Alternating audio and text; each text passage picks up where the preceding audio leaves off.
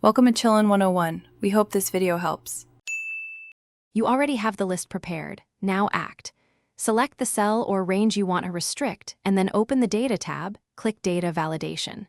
Choose List from the Allow menu because that enforces a fixed set of entries. In the source box, type an equals sign plus your named range, or click and drag to select the list cells. This links the drop-down to your data. Once done, make sure the drop-down appears when you click the cell. Now refine how the validation behaves. Give the list a name via the name box so you can expand it without breaking the validation. That makes maintenance easy.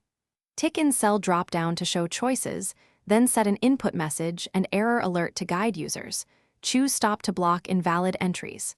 For dependent drop-downs, set up helper columns and use indirect or index/match to pull the appropriate subset. This key finish by testing and confirming behavior.